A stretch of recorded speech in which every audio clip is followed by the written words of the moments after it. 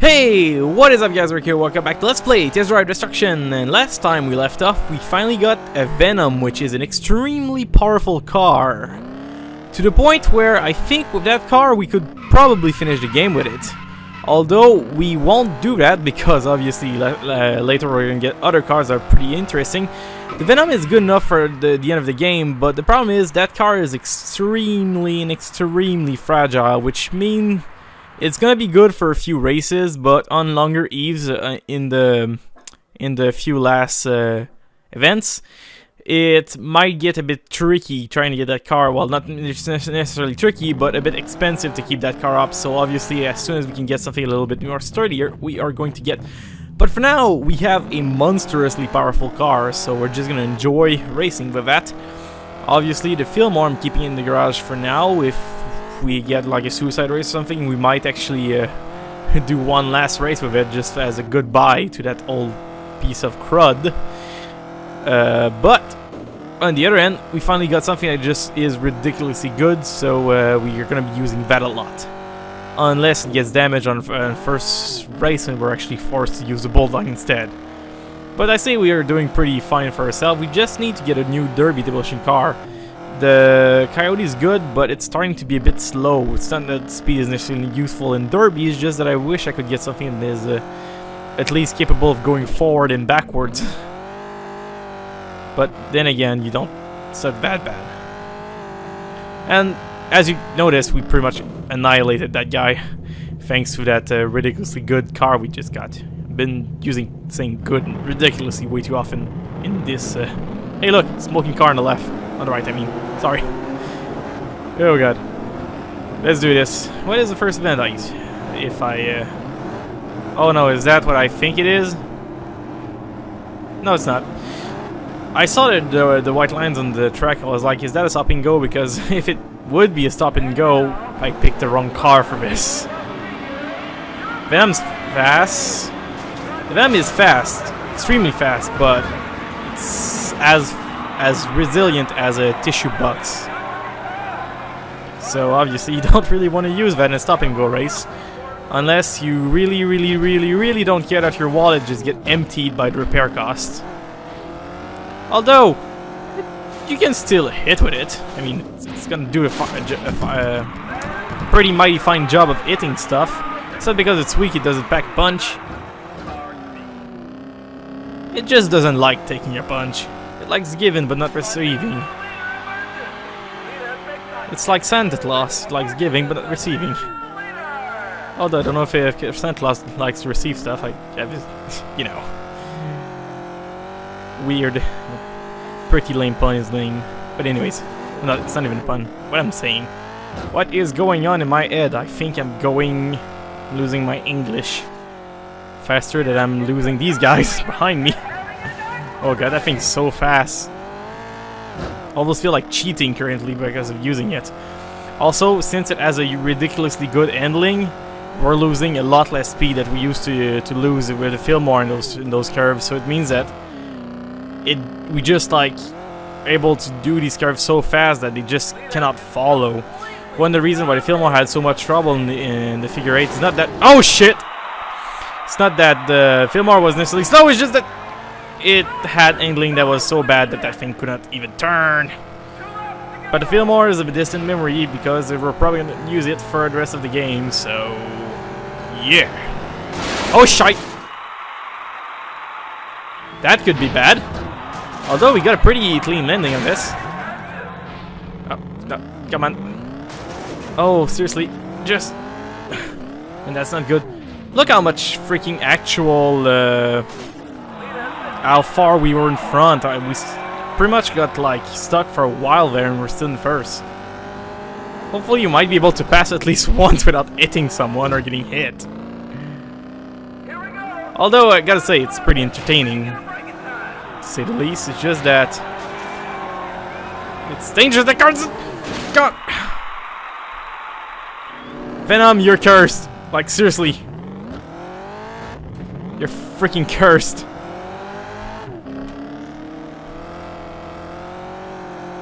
I think we can say pretty much goodbye to that car for if there's a suicide race coming or anything. I'm not gonna be using that. for any other race that is just remotely dangerous. Okay, we can use that for a shortcut race, but the point-to-point is gonna be the Bulldog. That thing is not entering into another slightly dangerous race. I don't want to actually total the thing. Oh god. Yeah, you know, that's just why I love those figure 8 jump race, because it's mighty fun to see just a car get flung into the air because somebody else rammed into your side door. And to be quite frank, I would love to see those kind of races more often into Demolition Derby type racing games, although these are pretty rare nowadays. Like, to be quite frank, I'm kind of missing those good old Demolition Derby days. Seems like nobody wants to do those games anymore. Except one, but I talked enough about that game, so I'm not even gonna mention it. Do you really need to make a sequel to this? I would buy it. Certainly sure that somebody else would buy it too. I'm pretty sure there's a lot of people out there that just freaking love that game so much. But then again, I'm not everybody, so I don't really know if anybody would actually buy this. Although, fun fact like that, I never actually played any other test drive besides this one. Before that game, I knew Test Drive was actually a franchise. I should probably brake to actually get the long run, but you know, I'm in a weird spot where even if I brake, I'm not assured to win, so...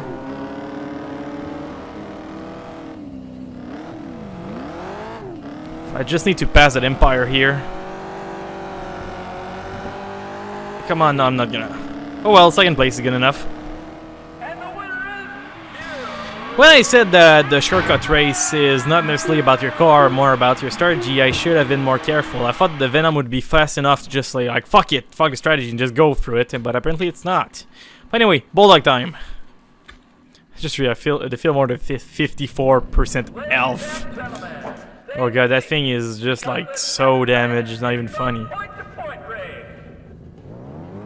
But to be quite frank, I tend to just attach myself to certain cars. I mean, the fact that Fillmore we use this so often, it just, I kind of don't want to get rid of it because of the history. Oh god, that's bad. Love the shack. Indeed. I love that shack. I'm kidding. Okay. For once I was like, is that the checkpoint besides you? No, it's not. Dumbass. I keep forgetting that the arrow actually turns red when you're near it. Oh god, that's bad. That's my Bulldog, dude. Don't damage that thing. I paid kind of a lot of to actually get it. Oh.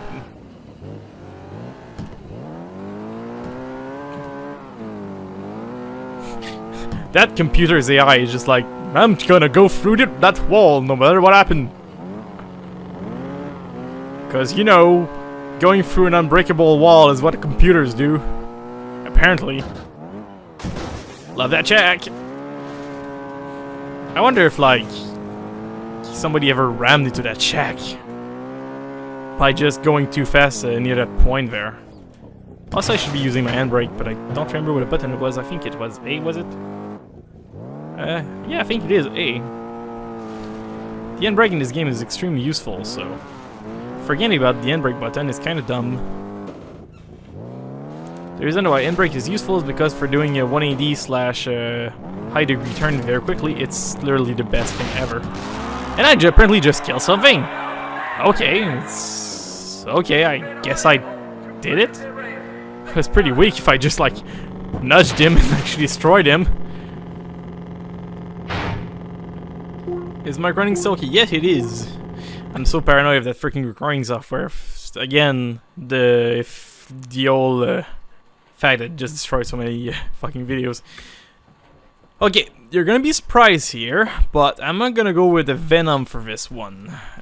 For the simple reason, the Venom is gonna have a lot of hitting power behind it because of its speed and handling. So, while handling doesn't really matter for hitting, it's just that I'm hoping that its speed is gonna be enough to actually kill it quickly.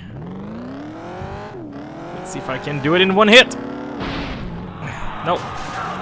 Okay.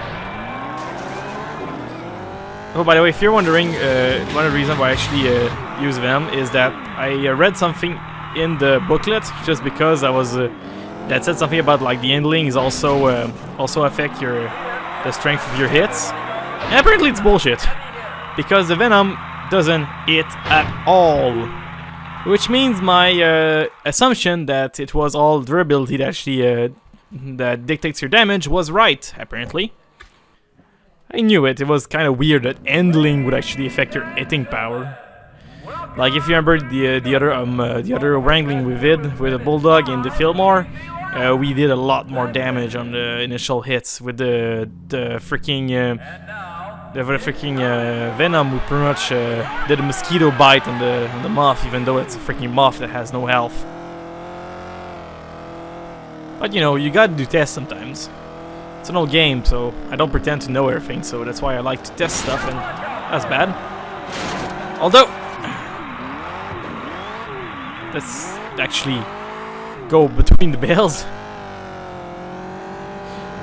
In Wrangling, the best thing, the thing you need to... It doesn't really matter if you bump into people on the side. The thing you want to avoid is head-to-head confrontation, like I did, like a dumbass. I actually ran into that guy. And also the other thing you want to avoid is getting stuck, because getting stuck is death, pretty much, in Wrangling.